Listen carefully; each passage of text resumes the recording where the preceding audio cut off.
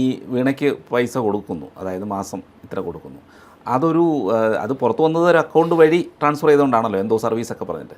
പൊതുവേ ഈ CPMൻ്റെയും സർക്കാർ ഇരിക്കുമ്പോൾ ഒരു സ്വഭാവം ഖജനാവിലെ പൈസ എങ്ങനെ പാർട്ടിക്ക് കൊടുക്കാമെന്നതിൽ നല്ല ഗൃഹപാഠം ചെയ്താണ് അവർ കൈകാര്യം ചെയ്യുന്നത്. പല കാര്യങ്ങളും അങ്ങനെയാണ്.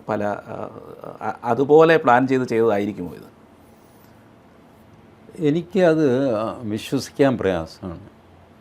ഇപ്പോൾ വീണയ്ക്ക് മാസം കാശ് കൊടുക്കണമെങ്കിൽ വീണയെ ഇപ്പോൾ CMRL വേറെയും കമ്പനികളൊക്കെയുണ്ട്. ഒരു കമ്പനിയുടെ ഡയറക്ടറായിട്ട് വീണയെ വയ്ക്കുക, മാസം 5-10 ലക്ഷം രൂപ നിങ്ങൾക്ക് ശമ്പളം കൊടുക്കാം, ഒരു പ്രശ്നമില്ല. ഇവരവിടെ പോകണമെന്ന് പോലുമില്ല. 3 മാസത്തിലൊരിക്കൽ ഡയറക്ടർ ബോർഡ് കൂടണമെന്നുണ്ട്. അതിലിവർ പ്രസൻ്റ് ആണോ ആബ്സെൻ്റ് ആണോ ആരും നോക്കുന്നില്ല. രജിസ്റ്റർ എടുത്തു കഴിഞ്ഞാൽ ഇവരുടെ സിഗ്നേച്ചർ ഉണ്ടാകും. ഇങ്ങനെ അത് ഈസിക്ക് മാനേജ് ചെയ്യാവുന്നേ ഉള്ളൂ. അതിന് എക്സാലോജിക് എന്ന് പറഞ്ഞൊരു കമ്പനി ഉണ്ടാക്കി അത് CMRലുമായിട്ട് കരാർ എഴുതി ഇങ്ങനെയൊന്നും ചെയ്യേണ്ട കാര്യമില്ല. വാസ്തവത്തിൽ ഇതിന് പോലും പോകണ്ട. സിദ്ധരാമയ്യയോട് പറഞ്ഞാൽ മതി, എൻ്റെ മകളുടെ കമ്പനി ബാംഗ്ലൂരുണ്ട് എക്സാലോജിക്ക്, ഒന്ന് ഗവനിച്ചേക്കണേ എന്ന് പറഞ്ഞു കഴിഞ്ഞാൽ സിദ്ധരാമയ്യ, DK ശിവകുമാർ ഇവരൊക്കെ എന്താ വേണ്ടതെന്ന് വെച്ചാൽ ചെയ്തു കൊടുക്കുന്നു. കർണാടക സർക്കാരിൽ നിന്ന് കോൺട്രാക്ട് ഇവിടെ ഈ കേരളത്തിൽ ഈ പ്രശ്നം ഉണ്ടാകേണ്ട കാര്യമില്ല. കുറേ കൂടെ നന്നായിട്ട് ജസ്റ്റിഫൈ ചെയ്യാം പിണറായി വിജയൻ. എൻ്റെ മകളായതുകൊണ്ട് ഞാൻ പറഞ്ഞു കേരളത്തിൽ ബിസിനസ് ചെയ്യരുത്, പോയി വല്ല കർണാടകത്തിലോ തമിഴ്നാട്ടിലോ എവിടെയെന്ന് വെച്ചാൽ പോക്കൂ, ഇവിടെ എനിക്ക് ചീത്തപ്പേരുണ്ടാക്കരുത്. അങ്ങനെ ഞാൻ വിട്ടു. പിന്നെ അവൾ പോയിട്ട് അവിടുത്തെ സർക്കാരിൻ്റെ കോൺട്രാക്റ്റ് എടുക്കുന്നു, പ്രൈവറ്റ് കമ്പനിയുടെ കോൺട്രാക്റ്റ് എടുക്കുന്നു. ഈ കർണാടകത്തിൻ്റെ സമ്പദ് വ്യവസ്ഥ കേരളത്തേക്കാൾ എത്ര വലുതാണെന്നറിയാം. അതിൽ കറപ്ഷനുള്ള സാധ്യത എത്ര വലുതാണ്, ഭീകരമാണ്. 36,000 crores മറ്റോ ആയിരുന്നു ബാംഗ്ലൂർ മുനിസിപ്പൽ കോർപ്പറേഷൻ്റെ ബജറ്റ് ഒരു 10 വർഷം മുമ്പ്. ഇപ്പോൾ എത്രയാണെന്ന് എനിക്കറിയില്ല. അപ്പോൾ അങ്ങനത്തെ പൈസ കിടന്ന് മറിയുന്ന സ്ഥലമാണ് കർണാടക. അവിടെയൊക്കെ ഭംഗിയായിട്ട് ഇത് ചെയ്യാമായിരുന്നു. പക്ഷേ പിണറായിക്ക് some sort of very poor advice കൊടുത്തു ആരോ. ഇങ്ങനത്തെ ഈ ചീള് കേസൊക്കെ 1.72 crores എന്ന് പറയുന്നത് CPMന് പ്രാതലിന് തികയില്ല ഇപ്പോഴത്തെ കാലത്ത്. ആളുകൾക്ക് നമുക്ക് ഈ 1.72 നമ്മൾ ദരിദ്രവാസികളായതുകൊണ്ട് നമ്മൾ അന്തം വിട്ട് പോകുന്നതാണ്. അവരങ്ങനെയൊന്നുമല്ല. 1.72 ഒന്നും ഒരു എമൗണ്ടല്ല. ഏതെങ്കിലും പാർട്ടിയുടെ എക്രോസ് പാർട്ടി ഞാൻ പറയാം, ഏതെങ്കിലും പാർട്ടിയുടെ ഒരു ജില്ലാ നേതാവിനോട് ചോദിക്കുക 1.72 CR. ഇവർ CR എന്നാണ് പറയുന്നത്. ഞാനിത് ആദ്യം കേട്ടപ്പോൾ എനിക്ക് മനസ്സിലായില്ല, എന്താ CR എന്ന് ചോദിച്ചു. അപ്പം തന്നെ മറ്റേ ആൾ പറഞ്ഞു, ചേട്ടൻ പൊളിറ്റിക്സിലില്ല അല്ലേ? ഞാൻ പറഞ്ഞില്ല, ചില അഭിപ്രായങ്ങളൊക്കെ പറയുന്നതല്ലാതെ ഞാൻ പൊളിറ്റിക്സ് അതാണ്. CR എന്ന് പറഞ്ഞാൽ ക്രോർ. അതിൻ്റെ 12.5 crore എന്ന് ഇംഗ്ലീഷിൽ ക്യാപിറ്റൽ C ചെറിയ R, ഇതാണ് CR.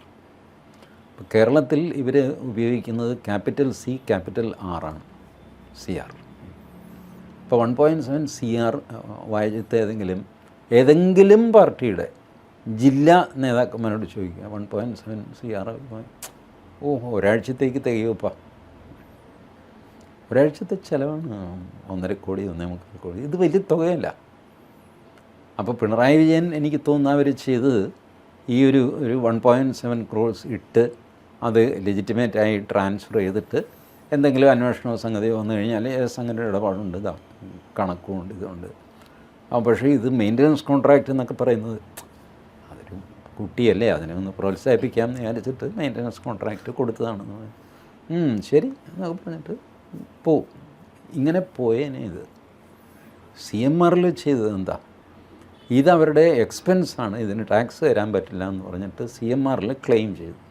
അതിലാണ് ഇവർ കുരുങ്ങിയത്. ഈ 1.72 crores കൂടെ ടാക്സ് CMRലിൻ്റെ എൻഡിൽ അവർ കൊടുക്കാൻ തയ്യാറായിരുന്നെങ്കിൽ ഈ പ്രശ്നമേ വരുമായിരുന്നില്ല.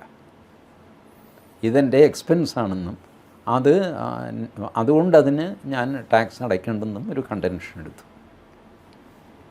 അതുകൂടാതെ പിന്നെ ഇവർ പിടിച്ച ഡയറി അത് ഇതൊക്കെ ചേർത്തിട്ട് 110 കോടിയോ അങ്ങനെ എന്തോ, അതാണ് ഇൻകം ടാക്സ് ഇൻട്രീം സെറ്റിൽമെൻറ്റിൽ ചെന്ന് കഴിഞ്ഞപ്പോൾ ശരി 300 ചില്ലാനും കോടിയാണ് അവർ പെനാൽറ്റി അടക്കം ഇൻകം ടാക്സുകാർ ചോദിക്കുന്നത്. താൻ 110 കോടി അടയ്ക്ക്, തന്നെ ജയിലിൽ കയറ്റേണ്ടതാണ്, പിന്നെ പോട്ടെ എന്ന് പറഞ്ഞിട്ടാണ് സെറ്റിൽമെൻറ്റ്. ശരിക്കും സെറ്റിൽമെൻറ്റാണ് ഇവിടെ നടക്കുന്നത്. അപ്പോൾ 3 ജഡ്ജിമാരുണ്ട്, ഇത്ര കൊടുക്കാനുണ്ട് ടാക്സ്, ഇത്രയും ഇന്ന കള്ളത്തരമൊക്കെ കാണിച്ചിട്ടുണ്ട്. ആ കള്ളത്തരത്തിൻ്റെ പേരിൽ അവർക്ക് വേണമെങ്കിൽ ജയിലിൽ വിടാം. പക്ഷെ അവർ സാധാരണ ജയിലിൽ വിടാറില്ല. അവർ പറയും ഒരു കാര്യം ചെയ്യും, ആക്ച്വൽ പെനാൽറ്റി 325 കോടിയാണ്, 110 കോടി അടച്ചിട്ട് തീർക്ക്. അപ്പോൾ ഇൻകം ടാക്സ് പറയാം അത് ഞങ്ങൾക്ക് സമ്മതമല്ല എന്ന് പറഞ്ഞാൽ ചുമ്മാ നിങ്ങൾ ഹൈക്കോടതി കിടന്ന് ചുമ്മാ യുദ്ധം ചെയ്തുകൊണ്ടിരിക്കുന്നു. സർക്കാരിൻ്റെ കാശിലിടും ഇത്. ഒരു കാലത്തും അയാൾ തരില്ല. അയാൾ ഹൈക്കോടതിയിൽ പിന്നെ അയാൾ സുപ്രീം കോടതിയിൽ പോകും.